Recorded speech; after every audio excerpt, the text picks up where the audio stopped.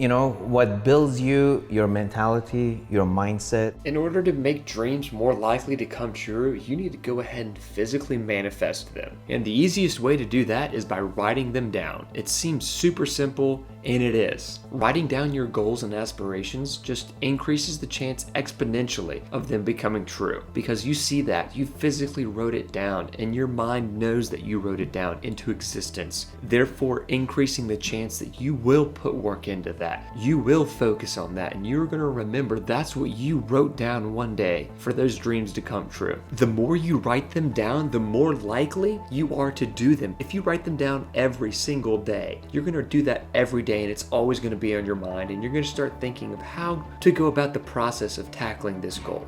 You envision your dream where you want to be, and then your subconscious will take over. How do you get to this dream? How do you do this, that, and the other? You're going to start focusing on it more and more each day till that just completely consumes your train of thought, and you are just laser focused on completing your goals and accomplishing your dreams, doing whatever it takes, all because you wrote it down. And it's a super simple mindset that not a lot of people take advantage of. Then once you complete that goal, you move on to the next one and immediately write it down. And you just repeat that same process over and over and over again, and then you'll just constantly be dreams that you never thought were possibly achievable knocked out day after day and year after year, and you'll just gain so much success and knowledge and just sheer excitement and joy. I said, I'm losing money anyway, why don't I lose a little bit more money?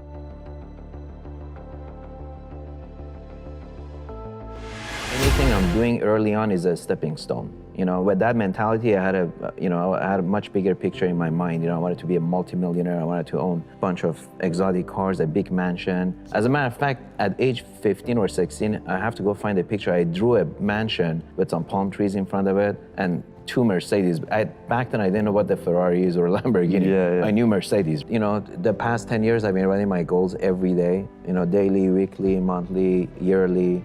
My goals, I actually have a spreadsheet I made 25 years ago of how much I'm going to be worth by the time I'm 67. I put all these numbers in there. You know, if I make 10% a year with this one house I have, I sell it, I buy 2 houses, and I use this formula, and it was really interesting. It's called the aftermath. And then there's another one, it's called actual aftermath. And I haven't done it for a few years, but for every year on January, I used to compare my actual aftermath with the aftermath I did many years ago to see if I'm on the right track.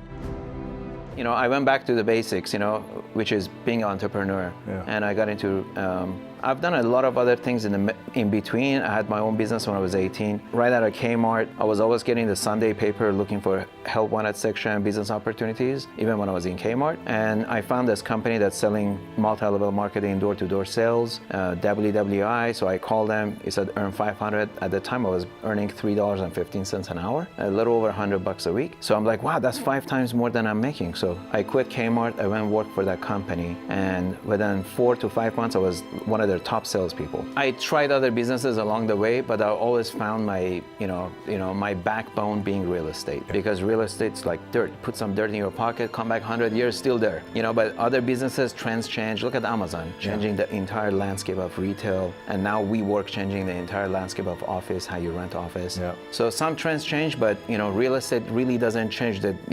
God's not making any more of it. Dirt is dirt. But there's only so much. So if you buy at the right location and you buy at the right time, 99% of the time, a successful real estate deal is timing. I told my partner that was my broker, and he said, hey, business is slow. I'm gonna venture off into something else. You wanna come? He's like, okay, I'm with you. Yeah, I was nice. I don't wanna So we opened a 79-cent store. So first a store that was below 99 cents, and that was 10,000 square feet. Yeah, so I was always thinking out of the box. You gotta come up with something different. So we did that. That was great. But by 96, 97, Food for Less opened right next to us. And then my sales went down 50% on their grand opening. On the first day they opened. So it went down and I'm like, whoa, where's everybody in my store? And everybody's over there. So I start putting money back into the supermarket. And after 2 years, I was negative net worth. So I sold my house. I had 2 cars. I had a Lexus, I had a Mercedes 500 sold those. All my friends, family, they said, just file bankruptcy. In this country, it's okay. People file bankruptcy and then you build your credit back up 3-4 years. I'm like, no, bankruptcy is like, to me, is death. Because by then I had a mortgage company, right? I knew credit's the most important thing. I'm underwriting all these people's loans.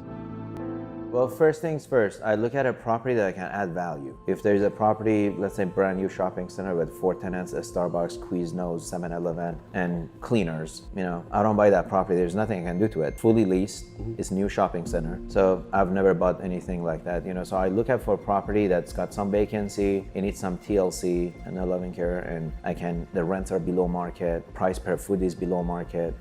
So basically there's gotta be some kind of a value add play to the property. And once you identify that, and you can check the comps and see, okay, this is the property now, and this is what a block away, similar properties, getting rents. And so you just kind of check out the comps, and if there's enough meat on the bone, then I make an aggressive offer, and then art of negotiation is a whole different subject. How to get the most discount and use the best, way to leverage against the seller. But so how I identify the property that you can add value, okay, and then purchase it, and then have a game plan. But more importantly, back to what I said, you got to be buying it at the right time.